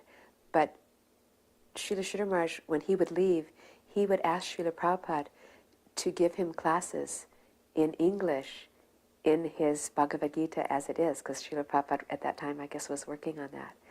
And so he said he got to be the first student because he couldn't understand anything hardly. But he said Prabhupada would give these very beautiful long lectures, and he was trying to learn English as well. And he said that actually he helped him in that way because he was such a wonderful teacher. But he said that whenever Srila Sridhar Maharaj would come, then Srila Prabhupada would become quite excited. And as soon as he did his morning program at his house with this family who wasn't interested as much, he would come next door. And then he and Srila Sridhar Maharaj would sit there and they would begin to have Bhagavatam class. And they would start out and they would keep going and going in this full nectar of just more and more Krishna Katha and, beautiful philosophical, deep discussions. And they were both so absorbed that sometimes the whole morning and even part of the afternoon would go by. And Prabhupada, many days, never even got around to opening his pharmaceutical business because they were too absorbed in Krishna consciousness. And Govinda Maharaj said that he didn't used to like that so much because he didn't get prasadam. And he would just be sitting there kind of nervously and waiting for them to be finished so he could eat. But he said they would be so oblivious, neither of them even cared for food or water. They would just be, talking with Hare Katha. And then he said at one point, he would be like nervous and making these squirming faces. And then he said that Srila Prabhupada in a very fatherly way would look to him and say, oh, Govinda, here. And he'd come and he'd hand him a little Mahaprasadam and say, you okay now? You're just a boy. You need to eat. And then they would go on with the Hare Katha. And also Srila Prabhupada used to organize all sorts of programs in Calcutta between, the family that he lived in, which was a huge extended family between the Days and the Mullicks and, all of these different in-laws. he knew many, many people, including people from his business. So he would set up these Namahata programs, and he would organize everything. You know, he would invite all the people, he'd make sure they came, he called, he brought all the books, he had all the bhajans ready, he brought the prasadam, he organized everything. And then he would try and pull Srila Sridhar Maharaj to come to be the speaker, because he was older and he was saffron, you know, in a renunciate. Because in those days, people didn't so much respect a grihasta. So Prabhupada knew this well, and so when he would get Srila Sridhar Maharaj, he would be very glad. But when he couldn't get Srila Sridhar Maharaj, either he wasn't there or he couldn't see at night, so well he didn't want to come, then he would drag Govinda Maharaj there, who was just a little young brahmachari, and he said, I was terrified. He goes, I didn't know anything. He goes, I barely knew the songs. But he would sit me up on the little Vyasasan seat, and he would make me say the prayers, you know, the invocation prayers. So he said, I would say those prayers, the Mangalacharam prayers. He said, and then I would start looking around desperately, like panicking that I couldn't say anything more. He goes, but very gracefully and very masterfully. He said Srila Prabhupada would continue the rest of the whole lecture from the floor where he sat. And he would mesmerize everyone, and people forgot completely that it was coming from a grihasta sitting on the floor. The wife's name is Krishna Dasi, Srimati Krishna Dasi, and the husband's name is Shriman Om Prakash Saini. And they just happened to be very fortunate to live next door to where Srila Prabhupada stationed himself when he lived in Jhansi, when he was trying to start that temple at the Radha Memorial. So this man tells an amazing memories about how Srila Prabhupada was so enthusiastic, even when he was first just coming to Jhansi. He stayed with this gentleman who was a Shastri, and they were next door neighbors, so that's how they knew him. And they said right from the beginning he had this idea to preach in Jhansi. He was very potent, and he was having a deity made in Navadvip, a very beautiful Mahaprabhu deity, and he would tell them about it. And but his real vision was to start a temple there, the League of Devotees. So the old Shastri man, he didn't have so much facility. He was a professor, but he didn't have a car or anything like that. And so he introduced Srila Prabhupada to this young couple. Well, the wife, she immediately liked Srila Prabhupada. She was a Bhaktin, and she loved Krishna. Although they both mentioned to Srila Prabhupada that actually Jhansi was not the greatest choice for him as a Krishna Bhakta, because most people were actually Ram Bhaktas. And they were Sanskrit, and they were a little not so much receptive to Chaitanya Mahaprabhu's chanting and dancing in the streets and things like that. But Srila Prabhupada didn't care. He was intent to do it. So he came there, and his roommate, the man he was living with, asked this Mr. Saini, who was just a young, newly married young man, if he would somehow or other help Srila Prabhupada by taking him around and showing him Jhansi. So he was thinking, because he was like a person who loved his city, he was thinking, oh, very nice, I know everything about Jhansi. So first he rented a Tunga, and so he was taking Prabhupada around and showing him this historical site and this nice building. But he said he noticed that Prabhupada was not at all interested in so much of that, although he was polite. But he just kept saying, well, what about that building? And what about that building? Who owns that? And who owns that?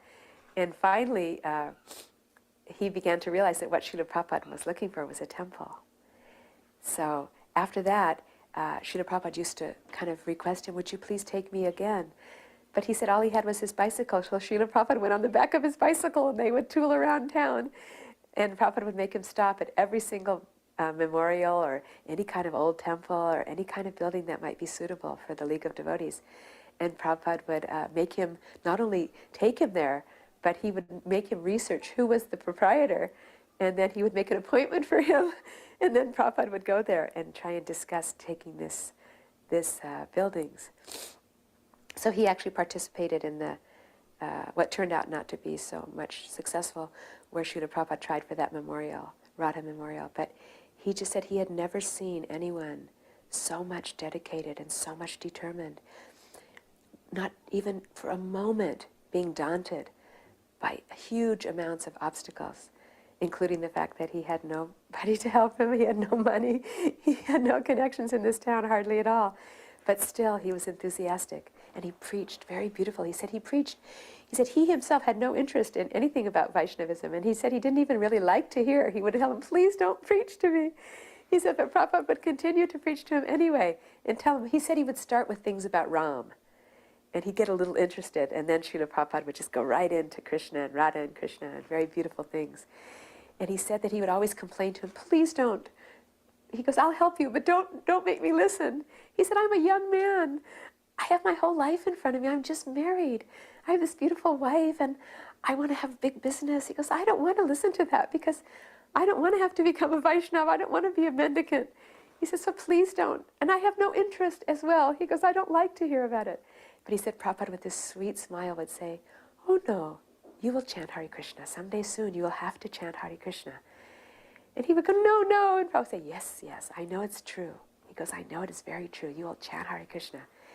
Meanwhile, Srila Prabhupada was cultivating his wife in such a sweet way that his wife would be inviting him over all the time on the ploy of taking pulse for giving Ayurvedic medicine. But then she would start asking questions about Krishna, and Prabhupada would just preach and preach for hours about Krishna Lila and Ram Lila and very beautiful, beautiful Krishna consciousness, such that his wife was already ready to be a devotee, a full-scale devotee. But then, when everything kind of fell apart there, and Srila Bhakti Keshav Maharaj and all the devotees came, and they realized that, Prabhupada realized that that wasn't going to work, and so they invited him to come back to Mathura. So he went back. He waited a few days, and then he took that beautiful deity that he had actually made, the first deity that he had ever made, which is such a beautiful Mahaprabhu, and he brought it back there. But before he left, he came and he said goodbye to them. And he was very sad. He said, this was my first preaching. I had a plan, but Krishna must have some other plan. He said, but you are part of my plan. He said, I know that you will take to Krishna consciousness. Don't forget anything that I've said. So these devotees, I just saw them this last year in Vrindavan. The wife comes all the time to everything.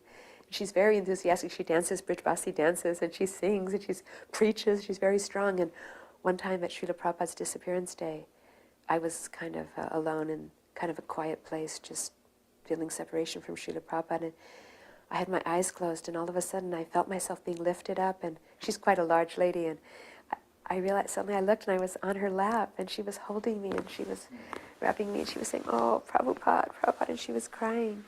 And what finally happened is, some years later, some devotees came through, some Gaudiya Math devotees came through that town of Jhansi, and somehow or other they met her husband who brought them home, and then they just surrendered.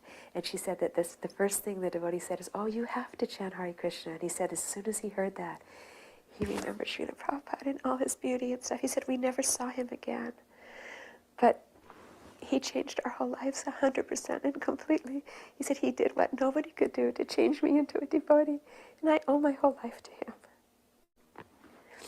So that was very sweet. He also told how Srila Prabhupada, and I heard this from several people, how even in the heat of summer, Srila Prabhupada would go on parikrama, and he would go to Yamuna, and he would have a kirtan by himself. I don't know how he did it. He had the kartals or somehow tied to one piece with his danda, and he would go to Yamuna, and he would just have this very sweet kirtan. And a lot of times, like the little boys and different people would come and follow him. And he said sometimes, even in the middle of the hot summer, when Yamuna was mostly dried up, Srila Prabhupada would cross over the shallow part, and he would go into where the islands were, and he would stick his danda into the sand, and he would do parikrama, dancing and chanting and singing. Very, very exceedingly blissful, and many people came and joined. It became quite a popular thing in Vrindavan. Yeah, around the danda, yeah. He said he joined several times. This is one very sweet memory that some brahmacharis told me about Srila Prabhupada in Delhi. They said that Srila Prabhupada, he used to come to Delhi a lot when he was trying to print the Srimad Bhagavatams.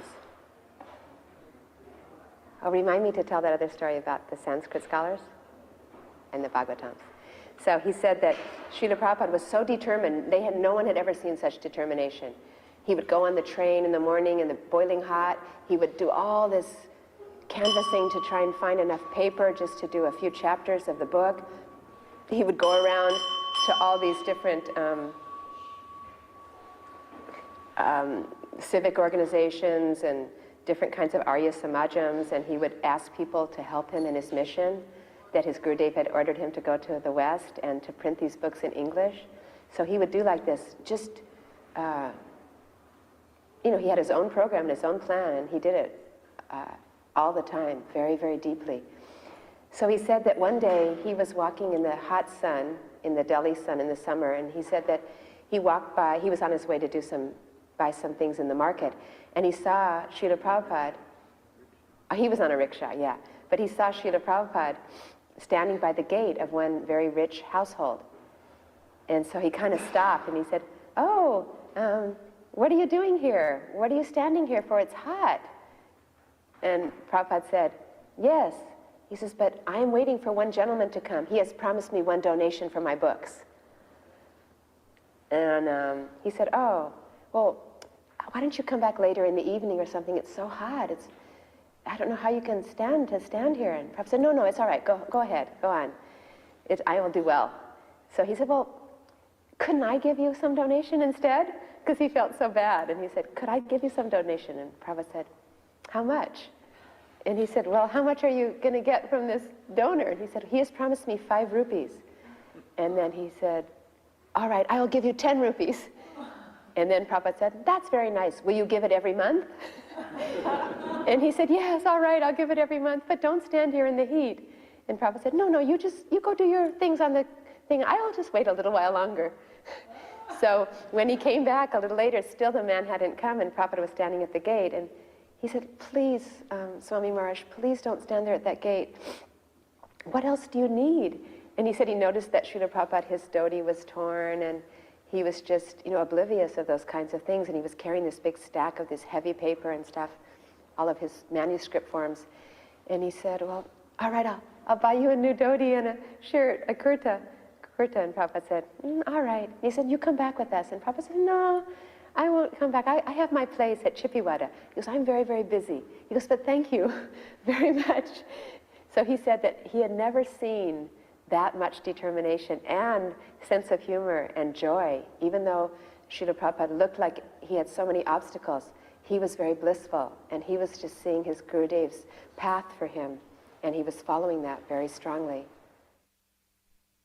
And another sweet story like that I heard from one old Vaishnava who was a Sanskrit scholar, and he said at that time, across the street from Prabhupada's temple, the Krishna Balaram Mandir, there was a Sanskrit and philosophy school that was run by one of Prabhupada's godbrothers. So in those days, a lot of the devotees were writing literatures, and they used to get together and they'd have like a writer's kind of support group where they would bring their Sanskrit and bring what they were writing and help each other if they had any kind of questions, technical things and things like that. So they said that Srila Prabhupada used to come all the time, and he would bring his manuscripts and he would read them in English, and very few of them even spoke English, but he wanted some help sometimes with the Sanskrit. And so he said that they weren't very keen, none of them, because they were high-class Brahmins, were very keen on anybody, let alone Srila Prabhupada, going across the ocean to the West, because it was considered a contamination. So by Hindu law, you don't do it, or you lose your caste, or whatever else you lose. So Srila Prabhupada knew that, but at the same time, when he finally finished his 3rd canto, he brought a copy of each third volume of the 1st canto, right? He brought each of those red books with him to one of the meetings, and he said, "So, look here, look what I have." He said, "This is the first three books of my Srimad Bhagavatam that I'm translating, and these books, they were ordered by Srila Bhaktivinoda Thakur and my Guru Maharaj that they had to go across the ocean and be an enlightenment to the Western people. These books have already been ordered to go there. So I was hoping that you would all give your blessings for these books."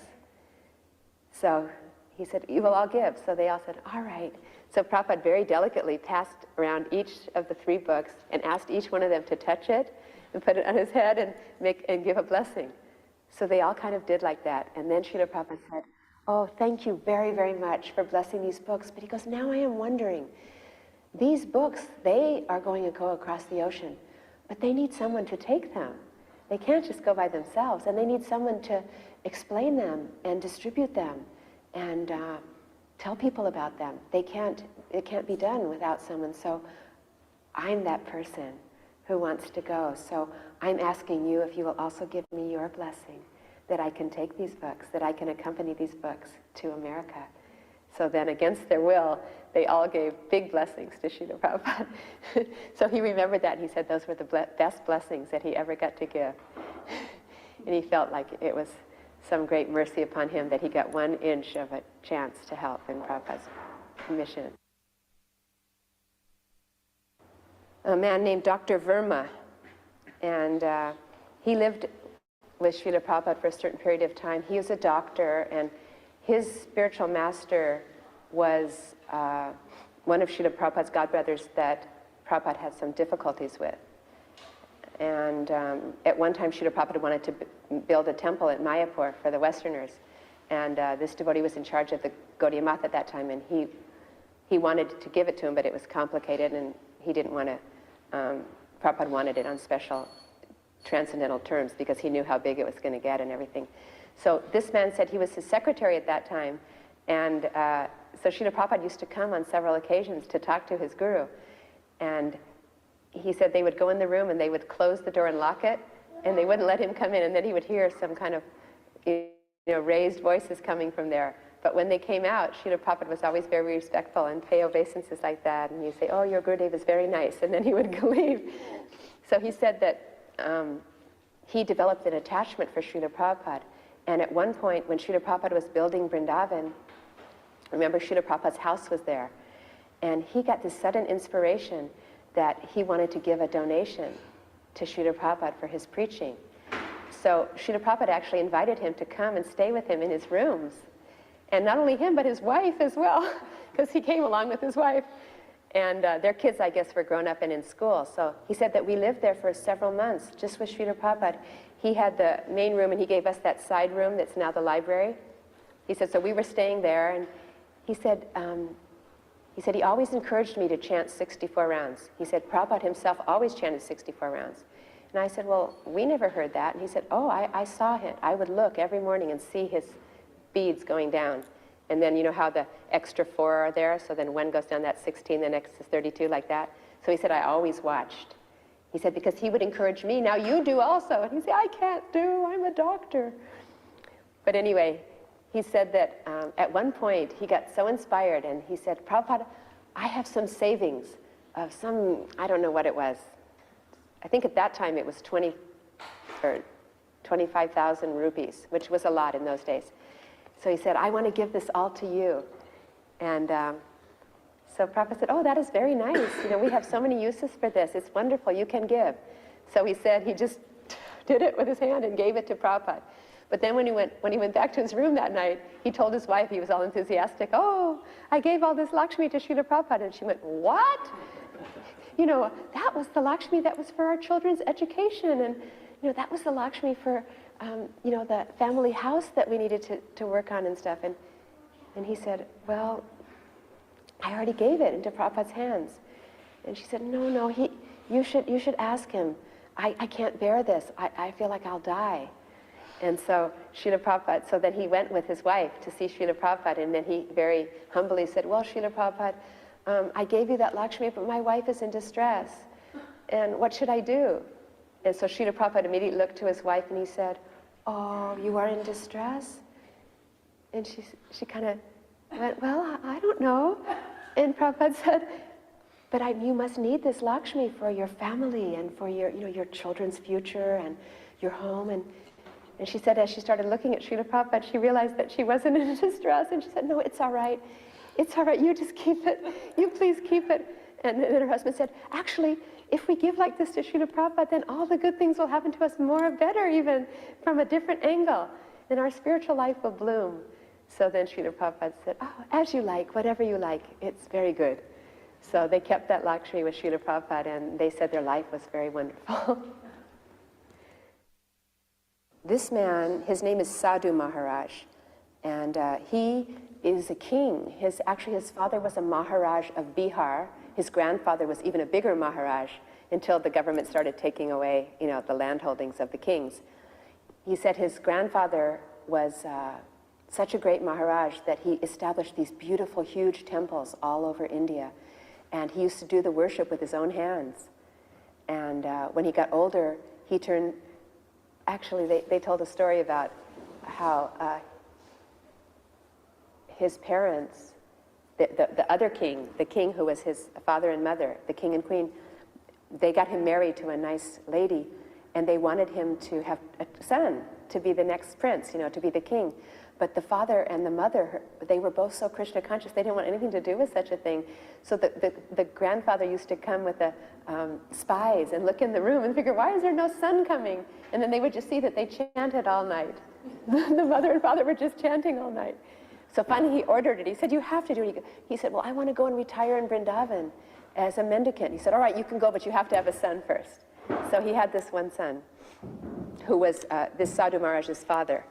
Anyway, when this grandfather went to Vrindavan, he became friendly with our Srila Prabhupada at Radha Damodar, because Srila Prabhupada lived at Radha Damodar, and many people go, almost all the Brijvasis go to Radha Damodar every day in the morning and go 4 times around, the Shila of Raghunath Das Goswami and so many special things there. Sanatana Goswami. So he said that his grandfather, when he was a little baby, brought him on his grandmother's lap and met Srila Prabhupada. And he said Srila Prabhupada blessed him at that time, you will be a great devotee. But he said he didn't become a great devotee, he became a king. And he said he had to run all this business and take care of all the holdings of the kingdom. And Bihar is quite a large state.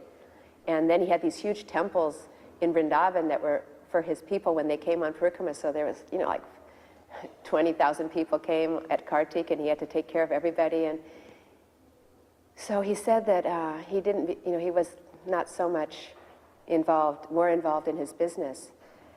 And he took initiation from one old Vaishnav saint. I think you can see his picture all over Vrindavan. He was 125 years old, and he had that very amazing smile. What was his name? Radha Govinda Maharaj.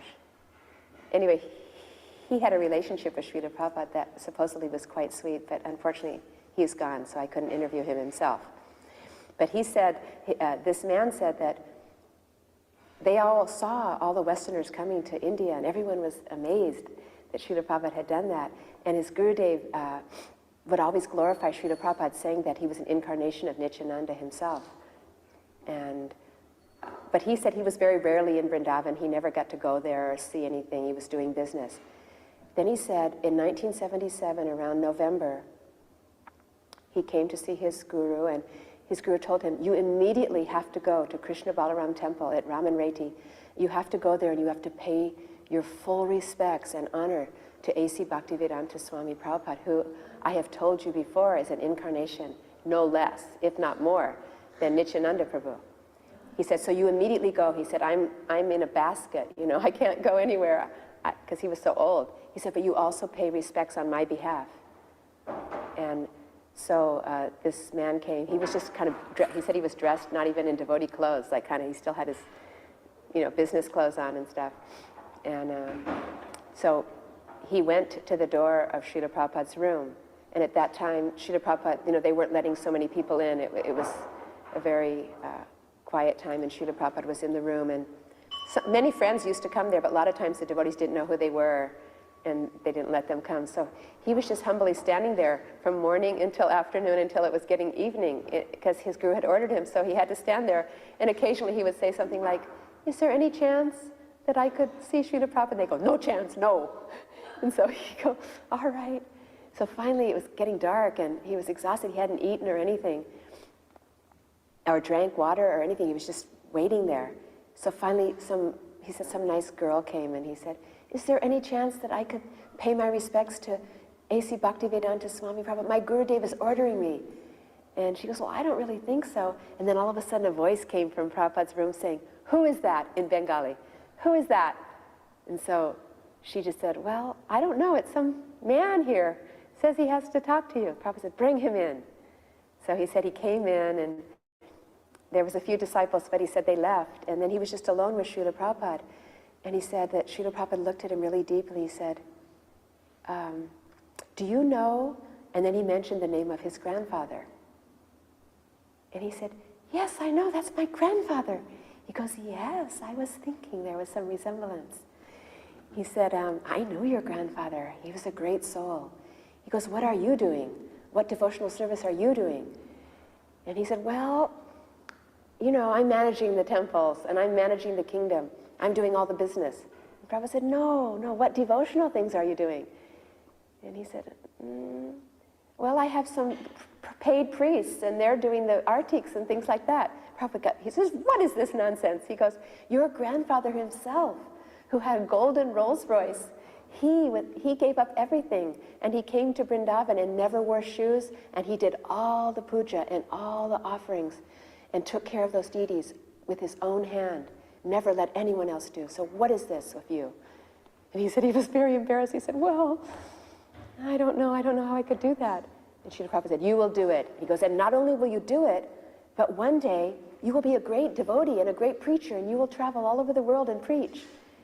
And he was thinking, oh. And he said, but I know nothing. I'm useless. I don't even know the philosophy very well. I'm just a king. And Prabhupada said, no, it will happen. He said, you are like my grandson. You are my grandson. You are also my grandson. So he couldn't figure out what that was, but anyway, he went home. Oh, and he gave his dandavats for his Gurudev, and then Prabhupada gave his blessings like that. So he ran home, and when he got home, his Gurudev started jumping up and down in ecstasy, saying, oh, you've got the mercy, you've got the mercy. He said, but I don't want to be a preacher. I am a king, I've got 5 children. How can I give up all of this? He said, but if he gave those words, then that will surely happen. So he said that he kind of forgot about it, although it was kind of always there in his heart that he had been given that benediction by Srila Prabhupada. Oh, and he said that when Srila Prabhupada gave that benediction, he felt like thrills in his body. It was something very amazing, but he couldn't really relate to the fact that it would ever happen. So then he said, many, many years later, after Srila Prabhupada was gone and his Gurudev was gone, he was still managing that temple. And one day, into the doors came one of my godbrothers, Paramadwaiti Maharaj, who was looking for some Sanskrit books because they had a library there. So he came in, and the first thing he said when he saw him was, he said, oh, what are you doing? You're the king of Bihar. He goes, I know you are. He goes, so what are you doing here doing all this business? You should become a preacher, and you should travel all over the world and preach. And as soon as he heard that, he said, he was stunned, and he remembered immediately everything Srila Prabhupada had said to him. And so he looked at him, he said, well, oh, and Srila Prabhupada also told him you should take sannyas and do this. So he said that, Paramadwaiti Maharaj looked at him, he said, and you should take sannyas as well. So he said he lost all of his arguments, and he just said, all right, well, would you give me sannyas? And so he said as soon as he took sannyas from Paramadwaiti Maharaj, then he realized that Prabhupada's words were also true, because Prabhupada told him, you will become my grandson. So actually he did become formally also a grandson. And now he does travel all over the world and preach. He actually came to our little temple in Hawaii, and he was telling us all sorts of nectar about those early days in Srila Prabhupada.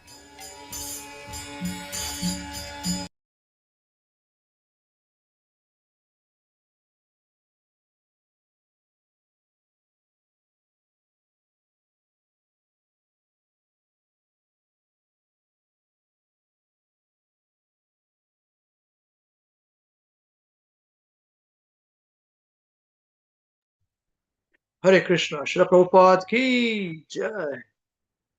Hare Krishna.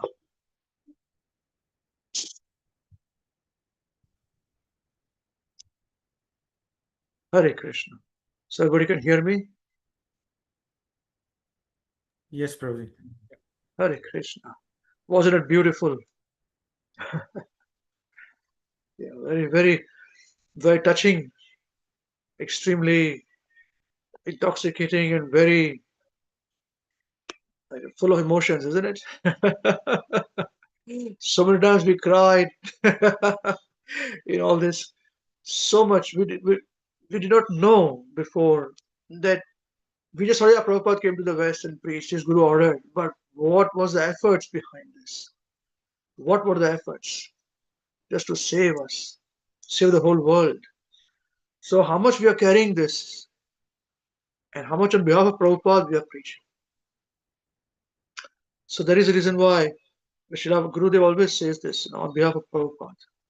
You know, and we also say this, that all this Hare Krishna WECAN program, the service of His Holiness Mahavishnu Gosai Maharaj, part of the big services Maharaj are doing at the Divine Lotus Feet of Srila Prabhupada.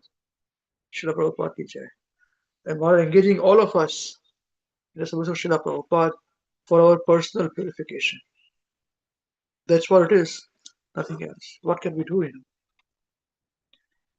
So I think we should contemplate our position in the whole cosmic things, cosmic order, about Srila Prabhupada's mission, Chaitanya Mahaprabhu's mission, what we have got, what we don't have.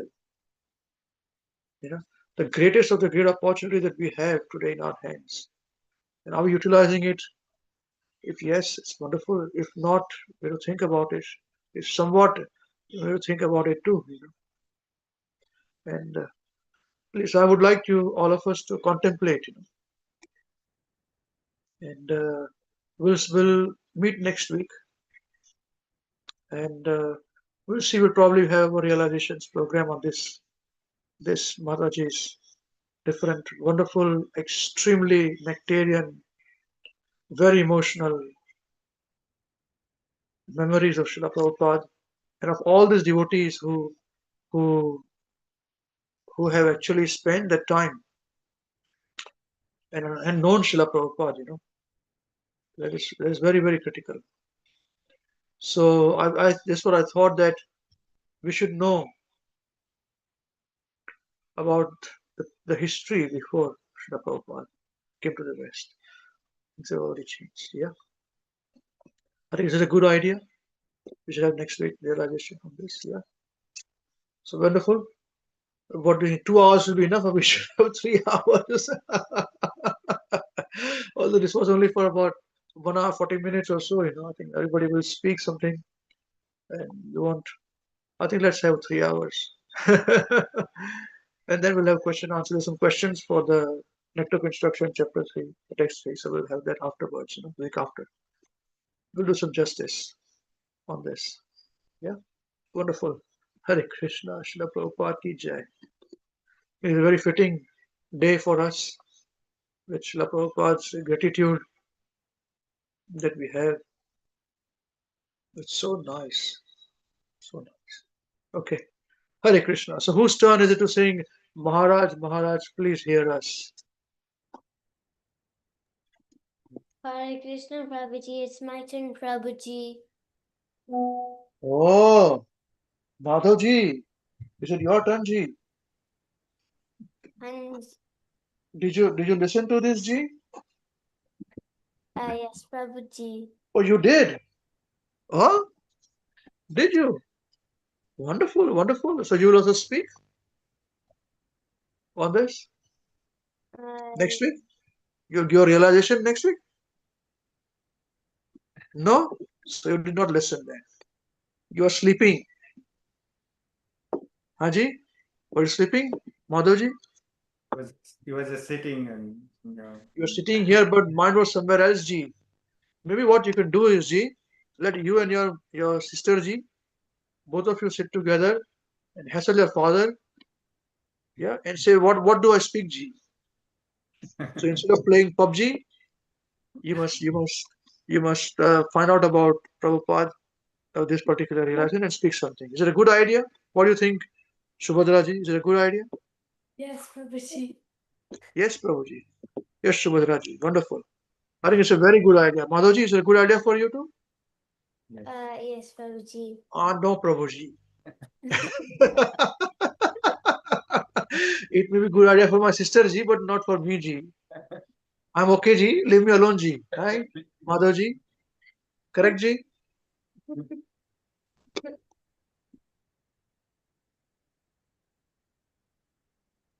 Anyway, wonderful. So please sing Maharaj, Maharaj, please hear us with nice actions. and will follow you, ji. Okay? All the best. Srila Prabhupada ki jai. Hare Krishna.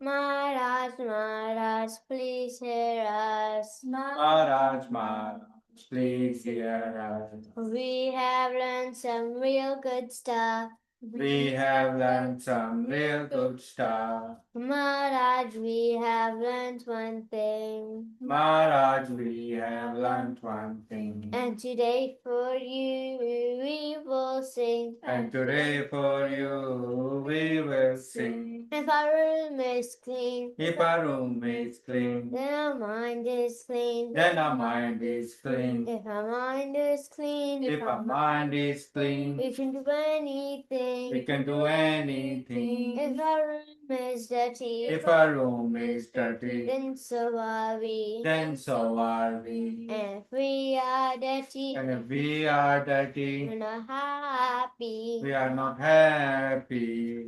Wasting time Wasting time is the greatest crime. is the greatest crime. Because wasted time Because wasted time means a wasted mind. means a wasted mind. So best is your time The best is your time when you're in your prime. when you are in your prime. And your whole life And your whole life will be sublime. will be sublime. If your wealth is gone, If your wealth is then gone, there is nothing wrong. then there is nothing wrong. But if your health is gone, But if your health is gone, that's a different song. that's a different song. If your characters die, If your character dies, the world will cry. then the world will cry. On saintly behavior, Only saintly behavior, humanity thrive. that's humanity thrive. Hare Krishna, Krishna Krishna, Hare Hare, Hare Rama, Hare Rama, Rama Rama, Hare Hare. Hare Krishna, Krishna Krishna, Hare Hare, Hare Rama, Hare Rama, Rama Rama, Hare Hare. You must always remember Krishna We must always remember Krishna and never forget him too. and never forget him too. But how about we to practice this? There's so many things to do. How are we to practice this with so many things to do? That is the greatest question. That is the greatest question. And here's the greatest clue. And here is the greatest clue. You must learn to work soon to see that Krishna remembers you. You must learn to work so nicely that Krishna remembers you. So listen very closely So listen very closely and make your thinking sharp. and make your thinking sharp. Let's learn how we can live and work so Krishna won't depart. Let's learn how we can live and work so Krishna won't depart. If something's due tomorrow, If something's due tomorrow, finish it today. finish it today. Whatever's due today, Whatever it's due today, do it now, don't delay. do it now, don't delay.